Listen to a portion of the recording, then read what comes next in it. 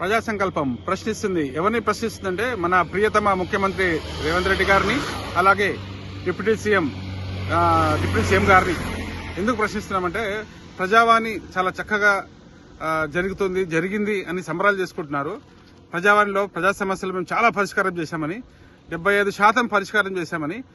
అయ్యా deputy CM గారు, మీరు చెప్పడం కాదు, మీరు ప్రతి జిల్లాలో 2020 అంటే మీరు ప్రభుత్వం, కాంగ్రెస్ ప్రభుత్వం ఏర్పడినప్పటి నుంచి ఈ రోజు వరకు అంటే డిసెంబర్ 20 వరకు ప్రజావాణిలో ఎన్ని ఫిర్యాదులు వచ్చాయి? ప్రతి జిల్లాలో అన్ని శాఖలలో కలెక్టర్ నుంచి మొదలుపెడితే కింద ఎక్కడెక్కడ ఉన్నాయి అన్ని ప్రజావాణిలో ఎన్ని ఫిర్యాదులు వచ్చాయి? జిహెచ్ఎంసీలో, మున్సిపాలిటీలో, కార్పొరేషన్లో అన్నింటిలో ఎన్ని వచ్చాయి? వాటిలో ఎన్ని పరిష్కారం చేసే పూర్తి వివరాలు వాస్తవాలతో పబ్లిక్ డొమైన్ లో పెట్టండి, ప్రజలకు అందుబాటులో ఉంచండి.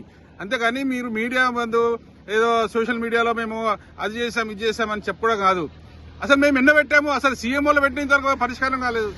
సీఎంఓ హైదరాబాద్ లో మేము ఎన్నో పిటిషన్లు పెట్టిన వరకు వాటి గురించే అదే లేదు. మళ్ళీ మీరేమో గొప్పలు చెప్తున్నారు. కాబట్టి మేము చెప్పేది ఒకటే, పూర్తి వివరాలు వాస్తవాలతో ప్రజలకు అందుబాటులో ఉంచండి. సోషల్ మీడియా వేదికగా పబ్లిక్ డొమైన్ లో పెట్టండి. మీరు అది మీ బాధ్యత.